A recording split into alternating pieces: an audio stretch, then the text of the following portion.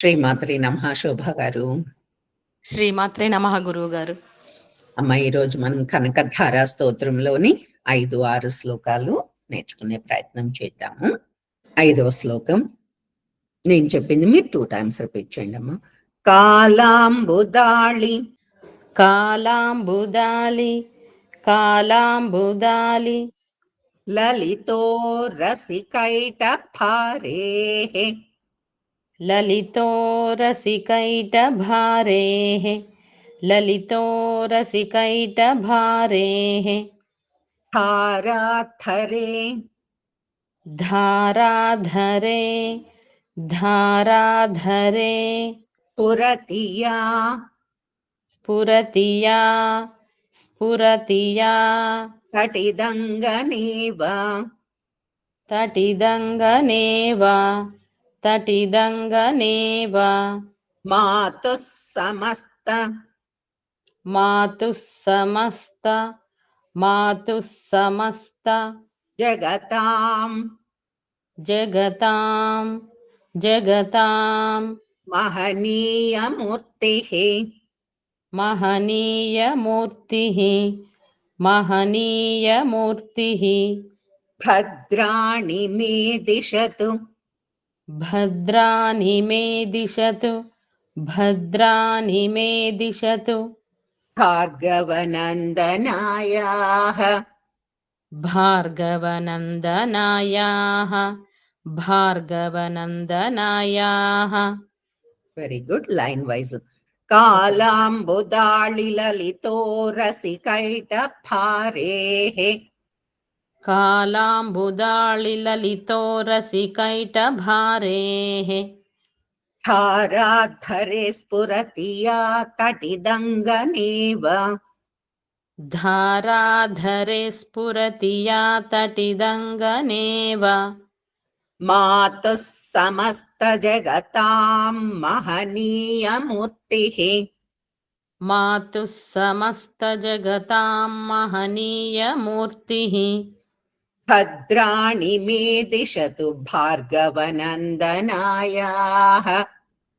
భద్రాని మే దిశతు భార్గవనందనాయాః. పూర్తి శ్లోకం. కాలాంబుదాళి లలితో రసికైట భారేః ధారాధరే స్ఫురతి యా తటిదంగనేవ మాతుః సమస్త జగతాం మహనీయమూర్తిః భద్రాణి మే దిశతు భార్గవనందనాయాః. 6వ శ్లోకం. బాహ్వంతరే బాహ్వంతరే బాహ్వంతరే పురజితష్ మురజితష్ మురజితష్ శ్రితకౌస్తుభేయ శ్రితకౌస్తుభేయా శ్రితకౌస్తుభేయా హారావళీవ హారావళీవ హారావళీవ హరినీలమయీ హరినీలమయీ హరినీలమయీ విభాతి విభాతి విభాతి కామప్రదా కామప్రదా కామప్రదా భగవతోపి భగవతోపి భగవతోపి కటాక్షమాల కటాక్షమాలా కటాక్షమాలా కళ్యాణమావహతు మే కళ్యాణమావహతు మే కళ్యాణమావహతు మే కమలాలయాయాః కమలాలయాయాః కమలాలయాయాః. Line wise.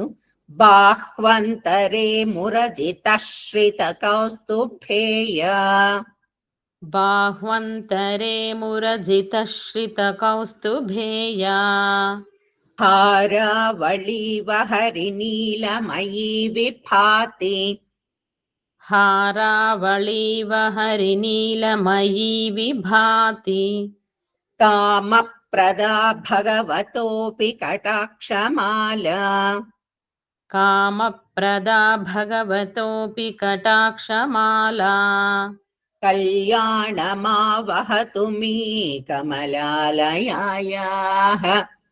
कल्याणमावहतु मे कमलालयायाः वेरी गुड पूर्ति श्लोकम् बाह्वन्तरे मुरजितश्रितकौस्तुभेय हारावळीव हरिनीलमयी विभाति कामप्रदा भगवतोऽपि कटाक्षमाला कल्याणमावहतु मे कमलालयायाः శ్రీమాత్రే నమః అమ్మ. శ్రీమతే గురువు గారు. ఈ వీడియో గనక మీకు నచ్చినట్లయితే తప్పకుండా సబ్స్క్రైబ్ చేసుకొని లైక్ చేయండి. వన్స్ అగైన్ ధన్యవాదాలు.